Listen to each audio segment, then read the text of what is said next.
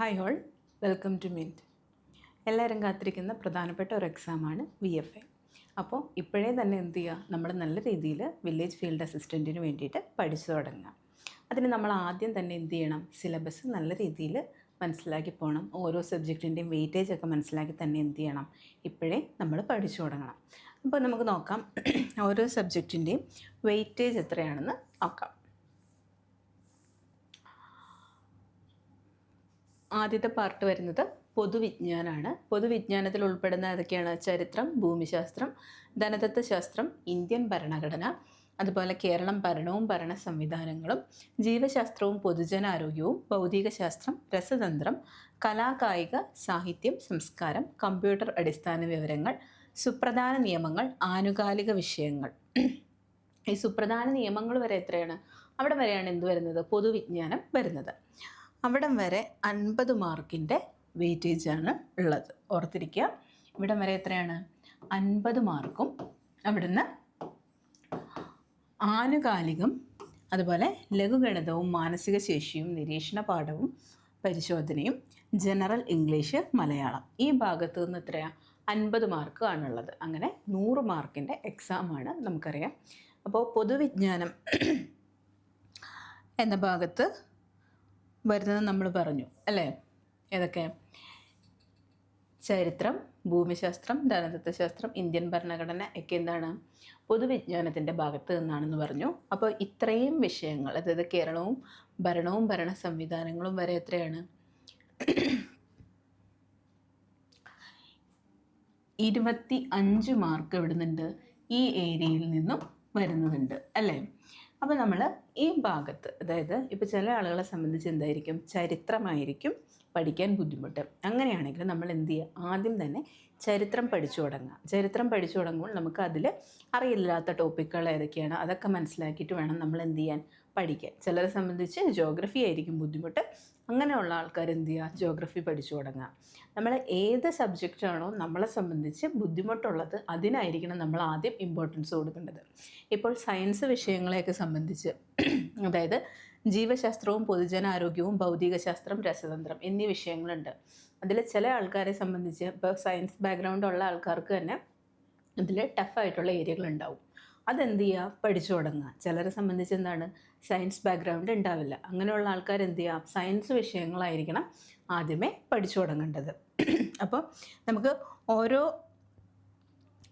ഭാഗത്തും വരുന്ന പ്രധാന ഏരിയകൾ ഏതൊക്കെയാണെന്ന് മനസ്സിലാക്കി പോകാം.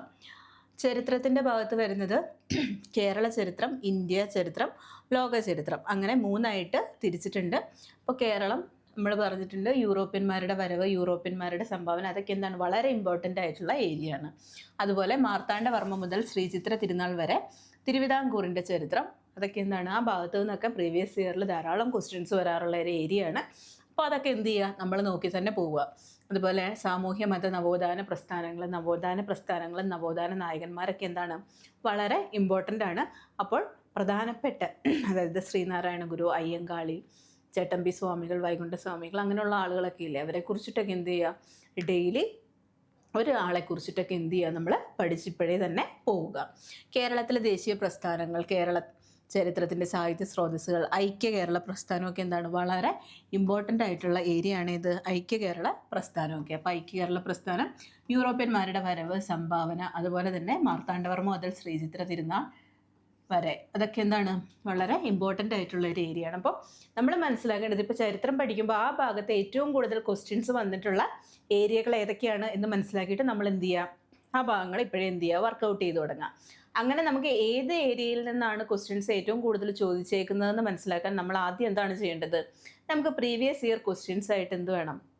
ഒരു ടച്ച് വേണം അല്ലേ? അതിന് നമ്മൾ മാക്സിമം PYQs ചെയ്യുക, അതായത് പ്രീവിയസ് ഇയർ ക്വസ്റ്റ്യൻ പേപ്പർ നമ്മൾ വർക്കൗട്ട് ചെയ്ത് പോവുക. അങ്ങനെ വരുമ്പോൾ തന്നെ നമുക്ക് എന്ത് ചെയ്യാൻ സാധിക്കും? ഏതൊക്കെ ഏരിയകൾ തിരിച്ചിട്ടാണ് ഇതുപോലെ ക്വസ്റ്റ്യൻസ് വന്നേക്കുന്നത് എന്നൊക്കെ നമുക്ക് മനസ്സിലാക്കാൻ സാധിക്കും. അപ്പോൾ അങ്ങനെ തന്നെ ഓരോ ഭാഗവും എന്ത് ചെയ്യുക? മനസ്സിലാക്കി തന്നെ പഠിച്ചു പോവുക. പിന്നെ വരുന്ന ഭാഗമാണ് ഇന്ത്യ. ഇന്ത്യയിൽ വരുന്നത് പ്രധാനമായിട്ടും രാഷ്ട്രീയ ചരിത്രം, ബ്രിട്ടീഷ് ആധിപത്യം, ഒന്നാം സ്വാതന്ത്ര്യ സമരം, ഇങ്ങനെയുള്ള കാര്യങ്ങളൊക്കെയാണ്. അപ്പോൾ ഇവിടെ ഏറ്റവും ഇമ്പോർട്ടൻ്റ് എന്ന് പറയുന്നത് എന്തൊക്കെയാണ്? ഒന്നാം സ്വാതന്ത്ര്യ സമരം വളരെ പ്രധാനപ്പെട്ട ഒരു ഏരിയയാണ്. കാരണം ധാരാളം ക്വസ്റ്റ്യൻസ് ഒക്കെ ഈ ഭാഗത്തു നിന്നും വരാറുണ്ട്. അതുപോലെ INC, ഇന്ത്യൻ നാഷണൽ കോൺഗ്രസിൻ്റെ രൂപീകരണവുമായി ബന്ധപ്പെട്ടിട്ടുള്ള കാര്യങ്ങൾ, സ്വദേശി പ്രസ്ഥാനം, അതുപോലെ തന്നെ സാമൂഹിക പരിഷ്കരണ പ്രസ്ഥാനങ്ങൾ, വർത്തമാന പത്രങ്ങൾ, പത്രങ്ങളുടെ ഏരിയയിൽ നിന്നൊക്കെ കഴിഞ്ഞ എക്സാമിനൊക്കെ എന്താണ് ധാരാളം ക്വസ്റ്റ്യൻസ് കണ്ടിട്ടുണ്ട്.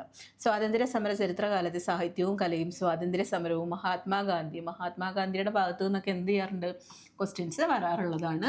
ഇന്ത്യയുടെ സ്വാതന്ത്ര്യാനന്തര കാലഘട്ടം, സംസ്ഥാനങ്ങളുടെ പുനഃസംഘടന, ശാസ്ത്ര വിദ്യാഭ്യാസ സാങ്കേതിക മേഖലയിലെ പുരോഗതി, വിദേശ നയം, ഇതൊക്കെയാണ് ഇതിൽ വരുന്നത് ഇന്ത്യ ചരിത്രത്തിൽ വരുന്ന ഭാഗങ്ങൾ. ലോക ചരിത്രത്തിൽ വരുന്ന പ്രധാനപ്പെട്ട ഭാഗങ്ങളാണ് ഇംഗ്ലണ്ടിലെ മഹത്തായ വിപ്ലവം, അമേരിക്കൻ സ്വാതന്ത്ര്യ സമരം, ഫ്രഞ്ച് വിപ്ലവം, റഷ്യൻ വിപ്ലവം, അങ്ങനെ ചൈനീസ് വിപ്ലവം. വിപ്ലവങ്ങളൊക്കെ ഏതാണ് ഈ ലോക ചരിത്രത്തിൻ്റെ ഭാഗത്ത് വരുന്നതാണ്. അത് വളരെ ഇമ്പോർട്ടൻ്റ് ആയിട്ടുള്ള ഒരു ഏരിയയാണ്. ആ ഭാഗത്ത് നിന്ന് എന്താണ് നമുക്ക് ഒരു ക്വസ്റ്റ്യൻ പ്രതീക്ഷിക്കാവുന്നതാണ്. അപ്പോൾ ഈ വിപ്ലവങ്ങളൊക്കെ പഠിച്ചു വയ്ക്കുക. അതുപോലെ പ്രീവിയസ് ഇയറിൽ ചോദിച്ചിട്ടുള്ള ക്വസ്റ്റ്യൻസ് ഒക്കെ നോക്കുക. ഇപ്പം മിൻറ്റിൻ്റെ ചാനലിൽ, യൂട്യൂബ് ചാനലിൽ എല്ലാ വിപ്ലവങ്ങളെക്കുറിച്ചിട്ടുള്ള ക്ലാസ്സൊക്കെ ചെയ്തിട്ടുണ്ട്. അതൊക്കെ കാണാത്തവർ കാണുക. ഇന്ന് പിന്നെ വരുന്നത് രണ്ടാം ലോക മഹായുദ്ധാനന്തര രാഷ്ട്രീയ ചരിത്രം, അതുപോലെ ഐക്യരാഷ്ട്ര സംഘടനയൊക്കെ എന്ത് ചെയ്യുക നോക്കി വയ്ക്കുക. അതിൻ്റെ ആസ്ഥാനങ്ങൾ, ഓർഗൻസ്, അതൊക്കെ എന്താണ് ഇമ്പോർട്ടൻ്റ് ആയിട്ടുള്ള കാര്യമാണ്. പിന്നെ നമുക്ക് നോക്കേണ്ടത് ഭൂമിശാസ്ത്രം.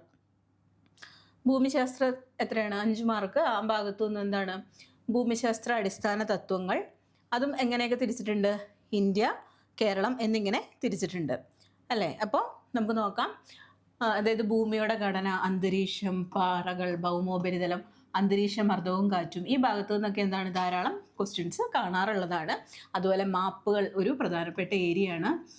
ടോപ്പോഗ്രഫിക് മാപ്പുകൾ, അടയാളങ്ങൾ, വിദൂര സംവേദനം, ഭൂമിശാസ്ത്രപരമായ വിവര സംവിധാനം, മഹാസമുദ്രങ്ങൾ, ഓഷ്യൻസിനെ കുറിച്ചിട്ടൊക്കെ ക്വസ്റ്റ്യൻസ് വരാറുണ്ട്. അതുപോലെ സമുദ്ര ചലനങ്ങൾ, ഭൂഖണ്ഡങ്ങൾ, ലോകരാഷ്ട്രങ്ങളും അവയുടെ സവിശേഷതകളും ഒക്കെയാണ് ആ ഭാഗത്ത് വരുന്നത്. അപ്പോൾ ഇനി നമുക്ക് ഇന്ത്യ, കേരളം എന്നിങ്ങനെ രണ്ടായിട്ട് തിരിച്ചിട്ടുണ്ട്. അവിടെ എന്താണ് സംസ്ഥാനങ്ങൾ, അവയുടെ സവിശേഷതകൾ, സംസ്ഥാനങ്ങളുടെ സവിശേഷതകൾ എന്ത് ചെയ്യുക, പഠിച്ചു തന്നെ പോവുക.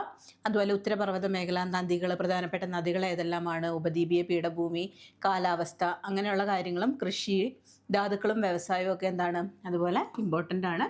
അതുപോലെ തന്നെ പ്രധാനപ്പെട്ട ഒരു ഏരിയയാണ് ഊർജ്ജ സ്രോതസ്സുകൾ, റോഡ്, ജല, റെയിൽ, വ്യോമ ഗതാഗത സംവിധാനങ്ങൾ എന്നത് വളരെ ഇമ്പോർട്ടൻ്റ് ആണ്. അപ്പോൾ ആ ഏരിയയൊക്കെ എന്ത് ചെയ്യുക, ഫോക്കസ് ചെയ്ത് ആദ്യമേ തന്നെ പഠനം തുടങ്ങുക. പിന്നെ ഉള്ള ഒരു ഭാഗമാണ് കേരളം. അതിലും എന്താണ് ജില്ലകളും അവയുടെ സവിശേഷതകളും, ഓരോ ജില്ലകളും ആ ജില്ലകൾക്കുള്ള പ്രധാനപ്പെട്ട സവിശേഷതകളൊക്കെ എന്താണ് വളരെ ഇമ്പോർട്ടൻ്റ് ആണ്. അതുപോലെ കേരളത്തിലെ പ്രധാനപ്പെട്ട നദികൾ ഏതൊക്കെയാണ്, അങ്ങനെയുള്ള കാര്യങ്ങളൊക്കെ പഠിക്കണം.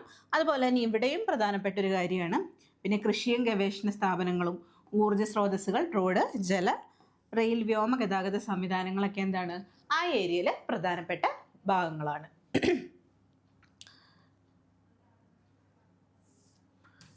പിന്നെ വരുന്നത് ധനതത്വശാസ്ത്രമാണ്. അതിൽ പ്രധാനപ്പെട്ട ഏരിയയാണ് ഏത്, പഞ്ചവത്സര പദ്ധതികൾ, പ്ലാനിംഗ് കമ്മീഷൻ, നീതി ആയോഗ്, ഇതൊക്കെ എന്താണ് പ്രധാനപ്പെട്ട ഭാഗമാണ്. കുറച്ച് കാര്യങ്ങളാണ് അവിടെ പഠിക്കാനുള്ളൂ. പക്ഷേ എന്ത് ചെയ്യുക, നമ്മൾ ഉള്ള കാര്യങ്ങൾ നല്ല വൃത്തിക്ക് ഡീപ്പായിട്ട് തന്നെ ഇത് പഠിച്ചു തുടങ്ങുക. കാരണം ആ ഭാഗത്ത് നിന്നൊക്കെ പ്രസ്താവന ടൈപ്പിൽ ക്വസ്റ്റ്യൻസ് ഒക്കെ വരും.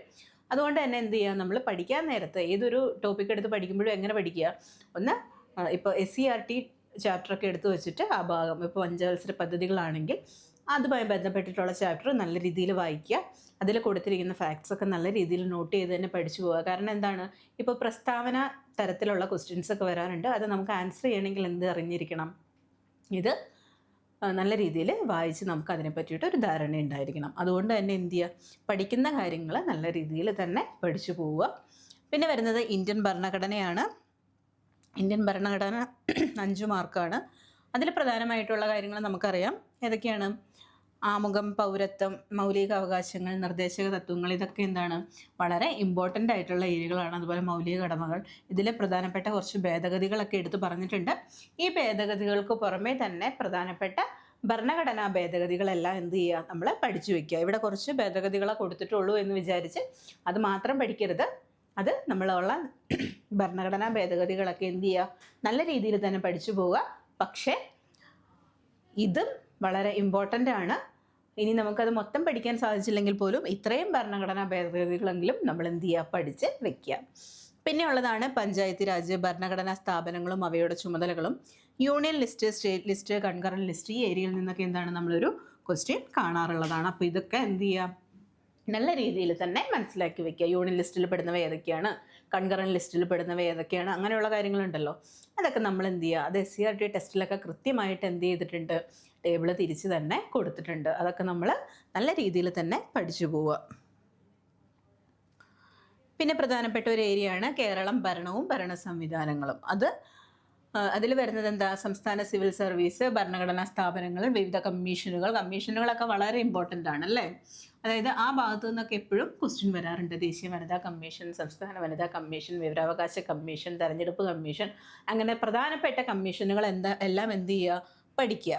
അതുപോലെ സാമൂഹ്യ സാമ്പത്തിക വാണിജ്യ ആസൂത്രണ അടിസ്ഥാന വിവരങ്ങൾ, ദുരന്ത നിവാരണ അതോറിറ്റിയൊക്കെ എന്ത് ചെയ്യുക, പഠിക്കുക. തണ്ണീർത്തട സംരക്ഷണം, തൊഴിലും ജോലിയും, ദേശീയ ഗ്രാമീണ തൊഴിൽ പദ്ധതികൾ, അങ്ങനെ പദ്ധതികൾ, സ്ത്രീകൾ, കുട്ടികൾ, മുതിർന്ന പൗരന്മാർ എന്നിവരുടെ സംരക്ഷണം, സാമൂഹ്യക്ഷേമം, സാമൂഹ്യ സുരക്ഷിതത്വം, അങ്ങനെ പദ്ധതികളൊക്കെ എന്താണ്, ആ ഭാഗത്ത് പ്രധാനപ്പെട്ടവയാണ്. അപ്പോൾ കമ്മീഷനുകളൊക്കെ എന്ത് ചെയ്യുക, ആദ്യമേ തന്നെ നല്ല രീതിയിൽ പഠിച്ചു പോവുക.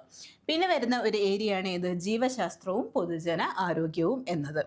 ഏതാണ്, ജീവശാസ്ത്രവും പൊതുജനാരോഗ്യവും. അത് 6 മാർക്കാണ്. മനുഷ്യ ശരീരത്തെക്കുറിച്ചുള്ള പൊതു അറിവ് എന്ന് പറയുമ്പോൾ തന്നെ അത് നല്ല ഡീറ്റെയിൽഡ് ആയിട്ട് പഠിക്കാനുണ്ട് എന്ന് നമുക്കറിയാം അല്ലേ. ഓരോ ഭാഗങ്ങളെക്കുറിച്ചിട്ടും, ഇപ്പോൾ ഹൃദയമാണെങ്കിലും അതുപോലെ തന്നെ ഓരോ ഇതിനെക്കുറിച്ചിട്ടും എന്ത് ചെയ്യുക, നമ്മൾ ഹ്യൂമൻ ബോഡിയുടെ ഓരോ പാർട്സിനെ കുറിച്ചിട്ടും നല്ല ഡീപ്പായിട്ട് തന്നെ പഠിക്കാനുണ്ട്. അപ്പം നല്ല രീതിയിൽ തന്നെ എന്ത് ചെയ്യുക, പഠിക്കുക. കണ്ണ്, ഹാർട്ട്, അതൊക്കെ എന്ത് ചെയ്യും ഇതിൽ, അങ്ങനെ ഓരോ ഭാഗങ്ങളും വളരെ ഇമ്പോർട്ടൻ്റ് ആണ്. അതുപോലെ തന്നെ അത് തന്നെ നമുക്ക് നല്ല രീതിയിൽ പഠിക്കാനുണ്ട് അല്ലേ. അപ്പോൾ അതിൽ തന്നെ നമുക്ക് കൺഫ്യൂഷനുള്ള ഭാഗങ്ങൾ ഉണ്ടാവാം, അറിയാവുന്ന ഏരിയകൾ ഉണ്ടാവാം അല്ലേ. മനുഷ്യ ശരീരത്തെക്കുറിച്ച് പഠിക്കുമ്പോൾ തന്നെ ചില ആൾക്കാരെ സംബന്ധിച്ച് കണ്ണിനെ കുറിച്ചിട്ടുള്ള കാര്യങ്ങളൊക്കെ നല്ല രീതിയിൽ അറിയായിരിക്കും, ചിലർക്ക് ഹാർട്ടിനെ കുറിച്ചിട്ടുള്ള കാര്യങ്ങളായിരിക്കും അറിയുള്ളൂ. ഇപ്പം നമ്മളൊരു ടോപ്പിക്ക് പഠിക്കുമ്പോൾ, അതായത് ഏത് ടോപ്പിക്കാണോ നമുക്ക് ടഫ്, അത് ആദ്യം പഠിച്ചു തുടങ്ങുക. ആ ടോപ്പിക്ക് എടുക്കുമ്പോൾ അതിൽ ഏറ്റവും ടഫായിട്ടുള്ള സബ് ടോപ്പിക്കുകൾ ഉണ്ടെങ്കിൽ അതിന് നമ്മൾ കൂടുതൽ ഇമ്പോർട്ടൻസ് കൊടുക്കുക. അങ്ങനെ വേണം നമ്മുടെ പഠനം പോകാൻ. അല്ലാതെ നമ്മൾ ഏറ്റവും എളുപ്പമുള്ള കാര്യങ്ങൾ നമ്മൾ എന്ത് ചെയ്യുക, പിന്നീട് പഠിക്കുമ്പോൾ അതൊരു റിവിഷൻ പോലെ ആയിരിക്കണം നമുക്ക് അത് ഉപയോഗപ്പെടുത്തേണ്ടത്. പിന്നെ ജീവകങ്ങളും ധാതുക്കളും, അതൊക്കെ വളരെ ഇമ്പോർട്ടൻ്റ് ആയിട്ടുള്ളൊരു ഇതാണ്. ജീവകങ്ങളും ധാതുക്കളും, അവയുടെ അപര്യാപ്തത, രോഗങ്ങളും, സാംക്രമിക രോഗങ്ങളും രോഗകാരികളും, അതും ഇമ്പോർട്ടൻ്റ് ആയിട്ടുള്ളൊരു ടോപ്പിക്കാണ്. അതുപോലെ കേരളത്തിലെ ആരോഗ്യക്ഷേമ പ്രവർത്തനങ്ങൾ, ജീവിതശൈലി രോഗങ്ങൾ, അടിസ്ഥാന ആരോഗ്യ വിജ്ഞാനം, പരിസ്ഥിതിയും പരിസ്ഥിതി പ്രശ്നങ്ങളും. ഇതിൽ നമ്മൾ പ്രധാനമായിട്ടും പഠിച്ചിരിക്കേണ്ടത് മനുഷ്യ ശരീരത്തെക്കുറിച്ചുള്ള പൊതു അറിവ് വളരെ ഇമ്പോർട്ടൻ്റ് ആണ്. അതുപോലെ തന്നെ ജീവകങ്ങളും ധാതുക്കളും, അവയുടെ അപര്യാപ്തത, രോഗങ്ങളും, സാംക്രമിക രോഗങ്ങളും രോഗകാരികളും, ഇതൊക്കെ എന്താണ്, വളരെ ഇമ്പോർട്ടൻ്റ് ആയിട്ടുള്ള ഏരിയാസാണ്. അത് നമ്മൾ നല്ല രീതിയിൽ നോക്കി പോവുക. പിന്നെയുള്ള ഭാഗമാണ് ഇത് ഭൗതിക ശാസ്ത്രം. 3 മാർക്കാണ് ആ ഭാഗത്ത് നിന്നും വരുന്നത്. ജീവശാസ്ത്രം, പൊതുജനാരോഗ്യം എത്ര മാർക്കാണ്, 6 മാർക്കിൻ്റെ ക്വസ്റ്റ്യൻസ് ആ ഏരിയയിൽ നിന്ന് നമുക്ക് പ്രതീക്ഷിക്കാം. പക്ഷേ ഭൗതിക ശാസ്ത്രം, ഫിസിക്സ് വരുന്നത് എത്ര മാർക്കിനാണ്, 3 മാർക്കിനാണ്. പക്ഷേ അവിടെയും കുറേ കാര്യങ്ങൾ കൊടുത്തിട്ടുണ്ട്. ഏതൊക്കെയാണ്, ഭൗതിക ശാസ്ത്രത്തിൻ്റെ ശാഖകൾ, ദ്രവ്യം, യൂണിറ്റ്, അളവുകളും തോതും, അതൊക്കെ എന്താണ്, വളരെ ഇമ്പോർട്ടൻ്റ് ആയിട്ടുള്ള ഭാഗങ്ങളാണ് അല്ലേ.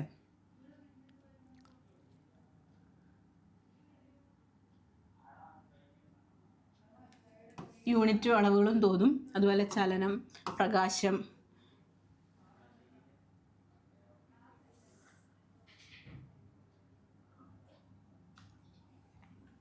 ശബ്ദം, ബലം, ഗുരുത്വാകർഷണം, താപം, ഇതൊക്കെ വളരെ പ്രധാനപ്പെട്ട ഏരിയകളാണ്. പിന്നീടുള്ളത് രസതന്ത്രം. രസതന്ത്രത്തിനും 3 മാർക്കാണ്. അങ്ങനെ ഭൗതികശാസ്ത്രം, രസതന്ത്രം എന്നീ മേഖലകളിൽ നിന്നും 6 മാർക്കും, പൊതുജനാരോഗ്യം, അതായത് മനുഷ്യ ശരീരത്തെക്കുറിച്ചുള്ള പൊതു അറിവ്, ആ ഭാഗത്തു നിന്ന്, അതായത് ബയോളജിയിൽ നിന്ന് എത്ര മാർക്കാണ്, 6 മാർക്കുമാണ് പറഞ്ഞിരിക്കുന്നത്. അപ്പോൾ അങ്ങനെ 12 മാർക്ക് ഏതാണ്, ഈ സയൻസ് വിഷയങ്ങളിൽ തന്നെ വരുന്നുണ്ട്. എത്ര മാർക്കാണ്, 12 മാർക്ക് വരുന്നുണ്ട് അല്ലേ. 12 മാർക്ക് ആ ഏരിയയിൽ നിന്ന് തന്നെ വരുന്നുണ്ട് എന്ന കാര്യം ഓർക്കുക. അപ്പോൾ നമ്മളിങ്ങനെ ആദ്യം എത്രയാണ്, 50-50 ആയിട്ട് നമ്മൾ ഡിവൈഡ് ചെയ്തു. അതിൽ തന്നെ ഇമ്പോർട്ടൻ്റ് ആയിട്ട് ഏത് ഏരിയയിലാണ്, അതായത് നമ്മുടെ ഇതിൽ, അതായത് സോഷ്യലുമായിട്ടുള്ള ബന്ധപ്പെട്ട ഭാഗങ്ങൾ, ചരിത്രം, ഭൂമിശാസ്ത്രം, എക്കണോമിക്സ്, കേരള ഗവേണൻസ്, അങ്ങനെയുള്ള ഭാഗങ്ങൾ, അതുപോലെ തന്നെ സയൻസുമായി ബന്ധപ്പെട്ടിട്ടുള്ള വിഷയങ്ങൾ, അതൊക്കെ നമ്മൾ പറഞ്ഞു. അപ്പോൾ ഇതിലിനി വെയിറ്റേജ് ഇതിനാണ് കൂടുതൽ എന്ന് നോക്കിയിട്ട് വേണം നമ്മൾ പഠനം തുടങ്ങാൻ. എപ്പോഴും നമ്മൾ എന്ത് ചെയ്യുക, നമ്മുടെ സബ്ജക്റ്റുകളെ എന്ത് ചെയ്യുക, ആദ്യം നമുക്ക് ടഫുള്ളത്, അതായത് നമുക്ക് കുറച്ചെങ്കിലും അറിയാം എന്നുള്ളത്, ഒട്ടും അറിയില്ലാത്ത വിഷയം എന്നിങ്ങനെ തിരിക്കുക. ചിലരെ സംബന്ധിച്ച് സയൻസ് വിഷയങ്ങളായിരിക്കും, ചിലരെ സംബന്ധിച്ച് എന്തായിരിക്കും, ഇതുപോലത്തെ സോഷ്യൽ റിലേറ്റഡ് സബ്ജക്റ്റുകളായിരിക്കും. അപ്പോൾ ഏത് ഏരിയയാണോ നമുക്ക് അറിയില്ലാത്തത് അവിടെ നിന്ന് തന്നെ നമ്മൾ പഠിച്ച് തുടങ്ങുക. അതുപോലെ തന്നെ അവയുടെ വെയിറ്റേജും എന്താണ്, വളരെ ഇമ്പോർട്ടൻ്റ് ആണ്.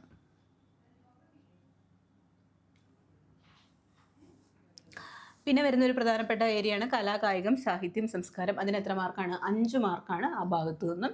കേരളത്തിലെ പ്രധാന ദൃശ്യ ശ്രവ്യ കലകൾ, ഇവയുടെ ഉത്ഭവം, വ്യാപനം, അതായത് പ്രശസ്തമായ സ്ഥലങ്ങൾ, പ്രശസ്തമായ സ്ഥാപനങ്ങൾ, വ്യക്തികൾ, കലാകാരന്മാർ, എഴുത്തുകാർ എന്നിവയൊക്കെയാണ് ആ ഭാഗത്ത് വരുന്നത്. അതുപോലെ തന്നെ കായിക രംഗം, അവിടുത്തെ പ്രധാന അവാർഡുകൾ, പ്രധാന ട്രോഫികൾ, കായിക ഇനങ്ങൾ, അതൊക്കെ ഇമ്പോർട്ടൻ്റ് ആണ്. അതുപോലെ Asian games, Afro Asian games, അങ്ങനെയുള്ള കാര്യങ്ങൾ, ദേശീയ ഗെയിംസ്, അങ്ങനത്തെ ഇനങ്ങളും താരങ്ങളും അവയുമായി ബന്ധപ്പെട്ടവ, സാഹിത്യം, ആ ഭാഗത്തുള്ള കാര്യങ്ങളും ഒക്കെ എന്ത് ചെയ്യുക, സംസ്കാരം ഒക്കെ പഠിച്ചു പോവുക. അത് പഠിക്കുമ്പോൾ എപ്പോഴും ശ്രദ്ധിക്കേണ്ടത് കറണ്ട് അഫെയർസ് റിലേറ്റഡ് ആയിട്ട് തന്നെ പഠിച്ചു പോവുക. അതുപോലെ നമ്മൾ ഓരോ ഭാഗത്തും ഉള്ള കറണ്ട് അഫെയർസും നമ്മൾ പഠിച്ചു പോവുക. മിൻറ്റിൻ്റെ ചാനലിൽ കറണ്ട് അഫെയർസ് ക്ലാസ്സുകളൊക്കെ അവൈലബിൾ ആണ്. അതൊക്കെ എന്ത് ചെയ്യുക, നിങ്ങൾ നല്ല രീതിയിൽ ഉപയോഗപ്പെടുത്തുക. പിന്നെ പ്രധാനപ്പെട്ട ഒരു ഏരിയയാണ് കമ്പ്യൂട്ടർ. അതിന് 3 മാർക്കാണ്. ഹാർഡ്വെയർ, സോഫ്റ്റ്വെയർ, കമ്പ്യൂട്ടർ നെറ്റ്വർക്ക്സ്, ഇൻ്റർനെറ്റ്സ്, ഇങ്ങനെയുള്ള കാര്യങ്ങളൊക്കെയാണ്. Cyber crimes and cyber laws, ഇതൊക്കെ. അതായത് നമ്മൾ ഈ 10th ലെവൽ പഠിക്കുമ്പോൾ നമ്മൾ ഇതുമായിട്ട് ബന്ധപ്പെട്ടുള്ള സിലബസ് വെച്ചിട്ട് തന്നെ നമ്മൾ എക്സാമിനൊക്കെ വേണ്ടിയിട്ട് പഠിച്ചു തുടങ്ങുമായിരിക്കും എന്നല്ല, പഠിച്ചുകൊണ്ടിരിക്കുമായിരിക്കും. അപ്പോൾ ഇതിൽ കുറേ ഏരിയകളൊക്കെ തന്നെ ഈ എക്സാമിനൊക്കെ വേണ്ടിയിട്ട് തുടങ്ങിയവർക്ക് അറിയാവുന്ന ഏരിയകളായിരിക്കും അല്ലേ. അപ്പോൾ നമ്മൾ എക്സാമൊക്കെ എഴുതി വരികയാണ്. അപ്പോൾ നമുക്ക് അറിയില്ലാത്ത ഏരിയ, അത് ചില ആളുകളെ സംബന്ധിച്ച് ഈ സിലബസൊക്കെ തന്നെ എന്തായിരിക്കും, കാണാപ്പാടായിരിക്കും അല്ലേ. അതായത് കുറേ എക്സാമിന് വേണ്ടിയിട്ട് ഈ സിലബസൊക്കെ ഇങ്ങനെ കണ്ട് ഇപ്പം മനപ്പാടമാക്കിയിട്ടുള്ള ആളുകളുണ്ടായിരിക്കും. അപ്പോൾ എന്ത് ചെയ്യുക, നമ്മൾ ഈ സിലബസിൻ്റെ മൊത്തത്തിലുള്ള നമ്മൾ മനസ്സിലാക്കിയിട്ട് തന്നെ വേണം, നമുക്ക് ഏത് ഏരിയ ആയിരുന്നു വീക്ക് എന്ന് മനസ്സിലാക്കി തന്നെ വേണം നമ്മൾ പഠിച്ചു തുടങ്ങാൻ. പിന്നെ ഉള്ളതാണ് സുപ്രധാന നിയമങ്ങൾ. അത് 5 മാർക്കിൻ്റേതാണ്. അത് എന്താണ്, വളരെ ഇമ്പോർട്ടൻ്റ് ആയിട്ടുള്ള ഒരു ഏരിയ ആണ്. അതുപോലെ തന്നെ അതിൽ പോക്സോയുടെ ഒക്കെ വരുന്നത്, ആക്റ്റൊക്കെ വരുന്നത്, അതുപോലെ ഡൊമസ്റ്റിക് വയലൻസ് അങ്ങനെയുള്ള കാര്യങ്ങളൊക്കെ വരുന്നത്, അതൊക്കെ വളരെ ഇമ്പോർട്ടൻ്റ് ആണ്. സ്പെഷ്യൽ ലോസ്, അതൊക്കെ എന്ത് ചെയ്യുക, നമ്മൾ പഠിച്ച് തന്നെ പോവുക. അതുപോലെ SC/ST commission, human rights commission, state human rights commission ഒക്കെ എന്താണ്, ആ ഭാഗത്തു നിന്നാണ് വരുന്നത്. ഇനി നമുക്ക് നോക്കേണ്ടത് ഏതാണ്, ആനുകാലിക വിഷയങ്ങൾ. ആനുകാലിക വിഷയങ്ങൾ എത്ര മാർക്കാണ്? 20 മാർക്കാണ് അല്ലേ. വളരെ ഇമ്പോർട്ടൻ്റ് ആയിട്ടുള്ള ഒരു ഏരിയയാണ് ഇത്, ആനുകാലിക വിഷയങ്ങൾ എന്ന് പറയുന്നത്. ആനുകാലിക വിഷയങ്ങൾ ഇങ്ങനെ തിരിച്ചു കൊടുത്തിട്ടില്ല. അപ്പോൾ നമ്മൾ ഓരോ സബ്ജക്റ്റ് റിലേറ്റഡ് ആയിട്ട് തന്നെ എന്ത് ചെയ്യുക, ആനുകാലിക വിഷയങ്ങൾ പഠിക്കേണ്ടതാണ്. അപ്പോൾ ആ ഏരിയ വളരെ ഇമ്പോർട്ടൻ്റ് ആണ്. പിന്നെ ഉള്ളതാണ് ഇത്, അതാണ് സെക്കൻഡ് പാർട്ട് വരുന്നതാണ് ആനുകാലിക വിഷയങ്ങൾ. തേർഡ് പാർട്ടിൽ വരുന്നതാണ് ഇത്, ലഘുഗണിതവും മാനസിക ശേഷിയും നിരീക്ഷണ പാഠവും പരിശോധനയും. അതിൽ സംഖ്യയും അടിസ്ഥാന ക്രിയകളും ഭിന്നസംഖ്യകളും ദശാംശ സംഖ്യകളും ശതമാനം ലാഭവും നഷ്ടവും സാധാരണ പലിശയും കൂട്ടുപലിശയും അംശബന്ധവും അനുപാതവും സമയവും ദൂരവും സമയവും പ്രവൃത്തിയും അങ്ങനെയുള്ള കാര്യങ്ങളൊക്കെയാണ് ആ ഭാഗത്ത് വരുന്നത്. ഇതിൽ തന്നെ നമുക്ക് അറിയില്ലാത്ത ടോപ്പിക്ക് ഏതൊക്കെയാണ് എന്ന് മനസ്സിലാക്കി തന്നെ നമ്മൾ പഠിക്കുക. മിൻറ്റിൻ്റെ ചാനലിൽ മാത്സിൻ്റെ ക്ലാസ്സുകളൊക്കെ അവൈലബിൾ ആണ്. അതൊക്കെ കണ്ട് തന്നെ എന്ത് ചെയ്യുക, അതൊക്കെ നിങ്ങൾ ഉപയോഗപ്പെടുത്തി തന്നെ പഠിക്കുക. അറിയില്ലാത്ത ടോപ്പിക്കുകൾ ഏതൊക്കെയാണോ അതൊക്കെ മനസ്സിലാക്കി തന്നെ പഠിച്ചു പോവുക.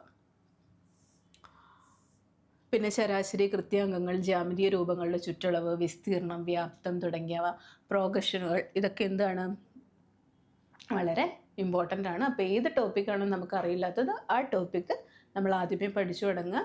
അതുപോലെ തന്നെ മാത്സ് ഒക്കെ ചെയ്ത് പഠിക്കുന്ന ആളുകൾ എന്ത് ചെയ്യുക, ഡെയിലി സമയം അതിന് വേണ്ടിയിട്ട് മാറ്റി വയ്ക്കുക.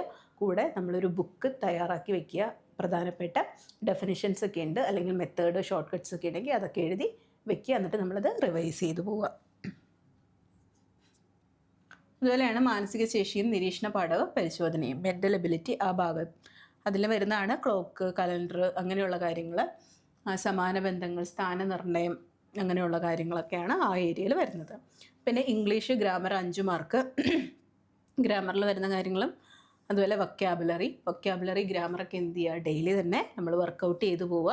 അതുപോലെ മലയാളം 10 മാർക്കാണ്. അപ്പോൾ നമുക്ക് മാർക്ക് സ്കോർ ചെയ്യാൻ പറ്റുന്ന ഒരു ഏരിയ ആണ് ഏതൊക്കെ, കറണ്ട് അഫെയർസ്, മാത്സ്, മലയാളം, അതുപോലെ തന്നെ ഇംഗ്ലീഷ് എന്നിവ. ഈ 3 വിഷയങ്ങളും, അതായത് മാത്സ്, മലയാളം, ഇംഗ്ലീഷ് നമ്മൾ എന്ത് ചെയ്യുക, ഡെയിലി ടൈം നീക്കി വെച്ച് തന്നെ പ്രീവിയസ് ഇയർ ക്വസ്റ്റ്യൻ പേപ്പർ വെച്ച് തന്നെ വർക്കൗട്ട് ചെയ്ത് തന്നെ പോവുക. മാക്സിമം PYQs ചെയ്യുക. അതുപോലെ തന്നെ SCERT വളരെ ഇമ്പോർട്ടൻ്റ് ആയിട്ടുള്ളൊരു റോളാണ് ഏത് നമ്മുടെ എക്സാമിനൊക്കെ ഉള്ളത്. അത് നമ്മൾ എന്ത് ചെയ്യുക, ഓരോ ചാപ്റ്ററും വെച്ച് പഠിച്ച് തന്നെ പോവുക. നമ്മുടെ സിലബസിലെ പ്രധാനപ്പെട്ട ഭാഗങ്ങൾ ഏത് ചാപ്റ്ററിലാണോ വരുന്നത്, അതായത് നമുക്ക് ഓരോ ചാപ്റ്റർ ആദ്യം തൊട്ട് ഇനി പഠിക്കാൻ സമയമില്ല അല്ലേ, ഓരോ ചാപ്റ്റർ വെച്ചിട്ട് എടുത്ത് പഠിക്കുക. അതായത് പാർട്ട് 1 പാർട്ട് 2 എന്നൊക്കെ പറഞ്ഞ ചാപ്റ്റർ ഉണ്ട്. അപ്പോൾ നമുക്ക് ആദ്യം തൊട്ട് അവസാനം വരെയുള്ള ചാപ്റ്റർ അങ്ങനെയല്ല പഠിക്കേണ്ടത്. നമ്മുടെ സിലബസിലെ ഓരോ ഭാഗങ്ങളും ഏത് ചാപ്റ്ററിലാണോ വരുന്നത് ആ ചാപ്റ്റർ ഏതാണെന്ന് മനസ്സിലാക്കിയിട്ട് എന്ത് ചെയ്യുക, അത് പഠിച്ചു തുടങ്ങുക. അപ്പോൾ നമ്മളിപ്പോൾ ശബ്ദം എന്ന ഇതിനെക്കുറിച്ചിട്ട് പഠിക്കുകയാണ്. അപ്പോൾ അത് ഫിസിക്സിൻ്റെ ചാപ്റ്ററിൽ ഏത് ചാപ്റ്ററിലാണോ ഉള്ളത്, അല്ലെങ്കിൽ ഏത് ക്ലാസ്സിലെ ടെക്സ്റ്റിലാണോ ഉള്ളത്, അതൊക്കെ മനസ്സിലാക്കിയിട്ട് തന്നെ പഠിക്കുക. അതുപോലെ ചരിത്രത്തിൽ ഇപ്പോൾ നമ്മൾ വിപ്ലവങ്ങൾ പഠിക്കുകയാണെങ്കിൽ അത് ഏത് ക്ലാസ്സിലാണ് വരുന്നത്, ആ ഭാഗം എന്ത് ചെയ്യുക, നമ്മൾ നല്ല രീതിയിൽ തന്നെ വായിക്കുക. അതിൽ വരുന്ന ബോക്സുകളും അതുപോലെ സ്റ്റേറ്റ്മെൻറ്റുകളും അതുപോലെ വ്യക്തികൾ, വർഷങ്ങൾ, ഇതൊക്കെ എന്താണ്, വളരെ ഇമ്പോർട്ടൻ്റ് ആണ്. അതുപോലെ തന്നെ പ്രസ്താവന ടൈപ്പ് ക്വസ്റ്റ്യൻസ് ഒക്കെ വരുന്നത് തന്നെ എവിടെ നിന്നാണ്, SCERT ടെക്സ്റ്റ് ബുക്കുകളിൽ നിന്നാണ്. അപ്പോൾ അത് ബേസ് ചെയ്ത് തന്നെ വേണം നമ്മുടെ പഠിത്തം മുന്നോട്ട് കൊണ്ടുപോകാൻ. അപ്പോൾ കൃത്യമായിട്ട് ഒരു ടൈം ടേബിളൊക്കെ വെച്ച് തന്നെ നമ്മൾ എന്ത് ചെയ്യുക, ഇപ്പോഴേ പഠിച്ചു തുടങ്ങുക. സിലബസ് നല്ല രീതിയിൽ മനസ്സിലാക്കി വെയിറ്റേജൊക്കെ മനസ്സിലാക്കി തന്നെ എന്ത് ചെയ്യുക, പഠിക്കുക. അപ്പോൾ ഇനി മറ്റൊരു സെഷനുമായിട്ട് വീണ്ടും കാണാം. Thank you.